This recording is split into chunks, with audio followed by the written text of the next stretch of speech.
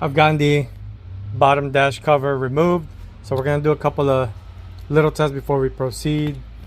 Did find some little weird things here, but nothing too crazy. Lots of butt connectors, which we're gonna address. Units right here, all ready to go.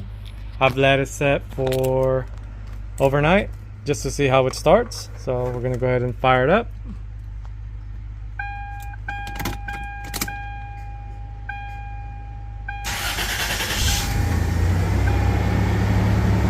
Perfect. Starts right up, so we can go ahead and start getting the unit installed. Before you begin, you always want to kind of plan your routing. In this case, I have all my ignition harnesses. These thicker ones are going to be for the ignition harness connections, power, ground, ignition, things like that. The white is an optional horn. The green white is negative parking light. I also have the positive parking light, just depends on which one I can grab easiest. These are the two door lock wires, which is the blue and the blue with green. The light blue with white stripe is the brake signal.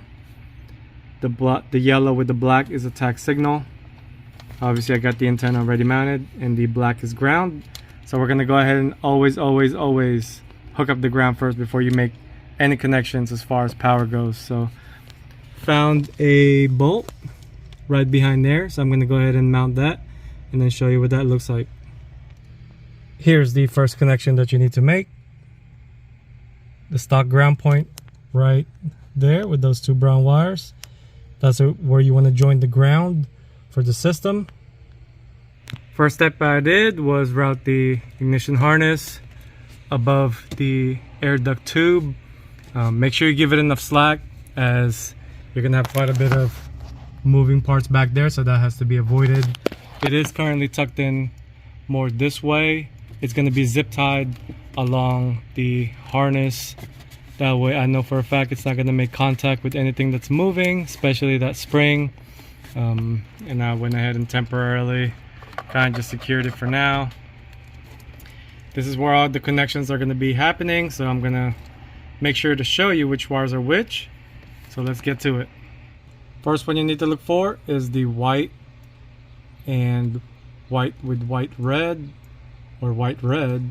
These are going to be both of your power, but just kind of verify with a test light anyway, just in case. I already did that, but just want to see real quick. Kind of hard sometimes to do this by one hand.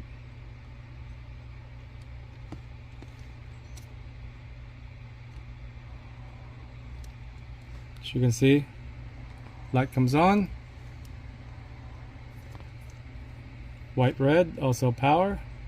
So go ahead and tap the red. It doesn't matter which one you do, but red or red white is both power signal. So go ahead and tap it into these two wires.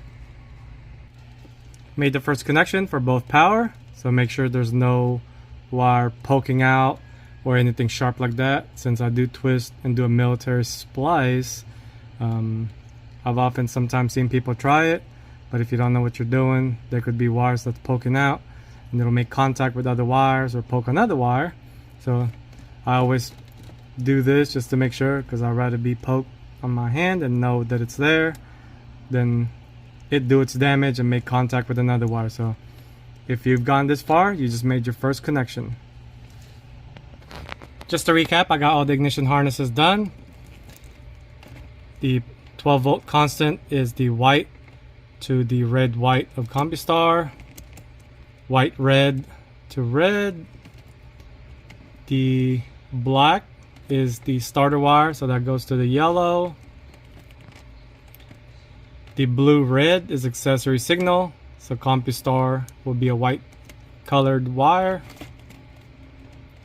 Black red is the ignition, that goes to blue, which is already set to Compustar's jumper to ignition as a default. Black yellow is the other second ignition, that goes to green. You can do it either way, they're both going to get ignition signal. So I did verify this. I did plug it in, test it, hook it up, plug it in, test it, hook it up. I always advise to always test it no matter what. Now if we can find the parking light wire in that ignition harness to the second one right here, then we'll tag in the green white. I'm gonna leave the horn optional, but I did run it there anyways. I did end up finding the parking light wire red with white stripe in this harness right here. This is a negative pulse. The green white thin one is the negative output of the Compustar. So we don't need to use the positive one, so we can just cut this off later on, and it's only going to be the power door locks. So you have two different options, either negative or positive, but in this case I might as well just tag it here since I already found it. For the door lock wires, you're going to need the corner blue plug right here. The blue and green goes to the red white, and the solid blue goes to the red with yellow. Now make sure before you hook everything up, as always, leave it plugged in, strip it a little bit, and as soon as you touch it with the test light, it should lock and unlock, as it is a ground signal. So as soon as you touch it, it should unlock. As soon as you touch it, it should lock, but this must be plugged in. I did find the brake wire in this harness. It'll be the green white, so it'll only get power whenever you step on the brake. Now we went ahead and move on to the yellow black wire, which we routed the same area where the customer had some lighting ran. But I will put a split loom on this and not going to be bare like that. So now that we're on the engine bay, now we're going to go ahead and try to grab the tach signal, which is going to be in the diagnostic port right here, color black. Go ahead and strip a little bit of that insulation so we can access the wire. I had the tach connection hooked up in the engine bay, but when I tested it, it did not like that tach signal. So what I went ahead and put it back to the tachless connection, which is what the default setting was anyway. So you don't really need to even make connection in the tach. But sometimes it does this. Honda CR-Vs does the same thing. They just don't like it. So I went ahead and just ignored that part and just connected everything back from here, and then everything is basically done. So I get to just put everything back together and clean everything up. Got the antenna mounted.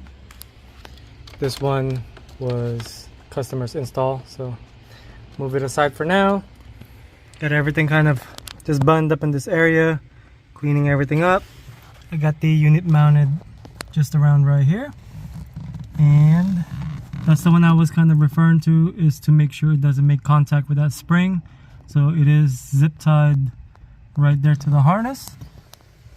So everything is tidied up, cleaned up, ready to test it out. Here's the initial test. Lock, unlock. So both of those work. Remote start, hold it.